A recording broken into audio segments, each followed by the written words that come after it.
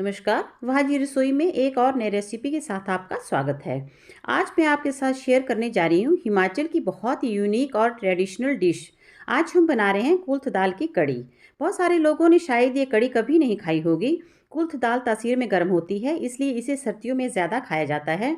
खाने में बहुत स्वादिष्ट होती है और हेल्थ के लिए भी बहुत ज़्यादा फ़ायदेमंद होती है। तो चलिए ये रेसिपी बनाना शुरू करते हैं। इसके लिए हमने कुल्थ दाल ली है, जिसे हमने अच्छे से साफ़ कर लिया, क्योंकि इसमें बहुत ज़्यादा कंकड़ पत्थर होते हैं। तो इसे ज़रूर अच्छे से साफ़ कर लें और 2-3 पानी से अच्छे से धो लें। उसके बाद हमने इसे रात भर भिगो लिया है, जिससे ये देखिए बिल्कुल सॉफ्ट हो चुकी है। तो ये कुल्थ दाल के लिए हमने ली है आधी कटोरी। हमने 1 लीटर जो है लस्सी ली है और उस 1 लीटर लस्सी के हिसाब से हमने आधा कटोरी कुल्थ दाल ली है। इसका ये मेज़रमेंट रहता है। आप इस हिसाब से अपना मेज़रमेंट सेट कर सकते हैं। अब ये देखिए नरम हो गया। अब हम इसको ग्राइंड करेंगे।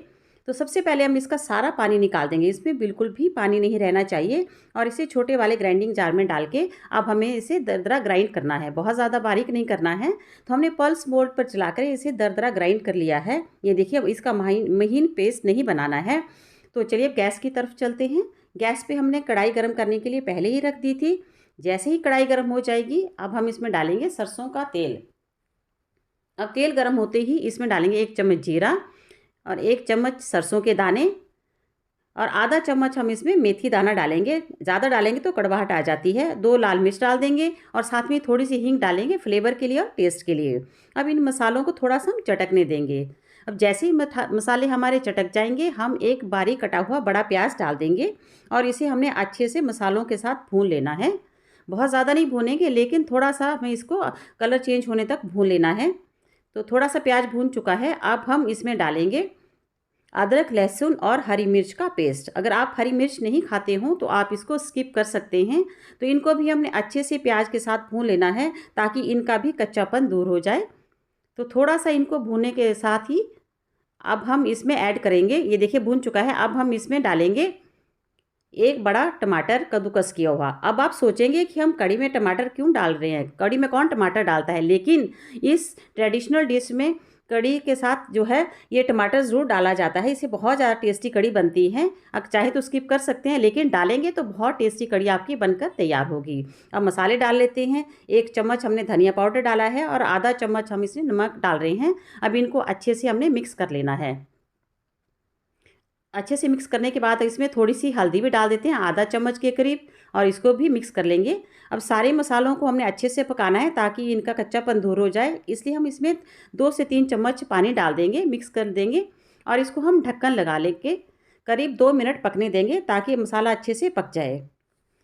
अब 2 मिनट के बाद हम इसको चेक करेंगे। तो आप देख सकते हैं मसाले ने सारा तेल रिलीज़ कर दिया है। इसका मतलब है कि हमारा मसाला जो है अच्छे से पक चुका है। इससे ज़्यादा हम इसमें नहीं पकाएंगे। तो चलिए अब हम इसमें डालेंगे ग्राइंड की हुई कुल्थ की दाल। अब हम गैस को मीडियम कर देंगे और इसको अच्छे से लगातार चलाते हुए हमने दाल को पकाना है इन मसालों के साथ। अगर दाल कच्ची रह जाएगी तो इसमें जो है अच्छी सी खुशबू नहीं आती और कच्चापन आता है मुंह में, इसलिए इसे भूनना बहुत ज़्यादा ज़रूरी है। तो इसे भूनने में 3 से 4 मिनट लग जाते हैं। लगातार चलाते हुए हम इसको भूनेंगे, बिल्कुल नहीं इसको छोड़ना है, इसी तरह से चलाते रहना है और गैस को थोड़ा कम ही रखेंगे। तो लगातार चलाते रहें। तो जब तक हमारी दाल भुन रही है, हम लस्सी को तैयार कर लेते हैं। तो ये हमने 1 लीटर लस्सी ली है। आप चाहें तो दही के से भी फेंट कर लस्सी बना सकते हैं। इसमें आधा चम्मच हम हल्दी पाउडर डालेंगे, थोड़ा सा हमने मसाले में भी डाल दिया था, और 1 चम्मच हम इसमें डालेंगे कश्मीरी लाल मिर्च। इससे बहुत अच्छा कलर कढ़ी में आता है। साथ में आधा चम्मच हम नमक डालेंगे। थोड़ा नमक हम पहले भी मसाले में डाल चुके हैं, इसलिए नमक अपने हिसाब से ही डालें। अब इन सबको हमने अच्छे से फेंट लेना है ताकि ये सारे मसाले कढ़ी में अच्छे से मिक्स हो जाएं। ये देखिए अच्छे से फेंट लिया है और ये सारे मसाले जो है लस्सी में अच्छे से मिक्स हो गए। अब दाल को भी हम चेक कर लेते हैं। तो दाल भी हमारी ये देखिए अच्छे से भून रही है। इसे करीब हमने 30 सेकेंड और भूनना है, बस उसके ज़्यादा हम नहीं भूनेंगे क्योंकि ये काफ़ी भून चुकी है। तो आप देख सकते हैं 30 सेकंड के बाद हमारी दाल जो है बढ़िया भून चुकी है। जब ये दाल नीचे लगना शुरू हो जाती है तो समझ लीजिए कि दाल हमारी भून चुकी है। और इसमें अच्छी-सी भुनने की खुशबू भी आ रही है, तो ज़्यादा हम इसको नहीं भूनेंगे। अब हम इसमें डालेंगे थोड़ा-सा पानी। तो ये पानी हम इसलिए डाल रहे हैं ताकि इसका थोड़ा-सा अच्छा-सा पेस्ट बन जाए। अगर हम डायरेक्ट इसमें लस्सी डालेंगे तो इसके थोड़े से गुठलियाँ बन जाती हैं, वो लस्सी में मिलाना बहुत मुश्किल हो जाता है, इसलिए हमने इसका थोड़ा-सा पेस्ट बना लिया है। तो अब हम इसमें लस्सी डालेंगे और अब इसको हम लगातार चलाते जाएँगे। इस स्टेज पे हमने इसको बिल्कुल नहीं छोड़ना है, गैस को हम इस हाई फ्लेम पे कर देंगे और इस तरह से लगातार चलाते हुए हम इसको जो है उबाल आने तक पका लेंगे। अगर हम छोड़ेंगे तो लस्सी फट जाती है, क्योंकि बाइंडिंग के लिए हमने इसमें बेसन नहीं डाला है और दाल में बाइंडिंग नहीं होती। तो इस तरह से आप इसे लगातार चलाते जाएँ। अब 3-4 मिनट चलाने के बाद आप देख सकते हैं इसमें अच्छा-सा उबाल आ चुका है। अब इसके फटने का कोई भी डर नहीं है, आप इसे हटा सकते हैं अब। अब इसको हटा के हम करीब 8 से 10 मिनट इसी तरह से पकने देंगे। तो हमारी कढ़ी को पकते हुए 8 से 10 मिनट हो चुके हैं। तो आप देख सकते हैं कढ़ी का कलर भी कितना अच्छा आया है और एकदम से कढ़ी गाढ़ी हो चुकी है।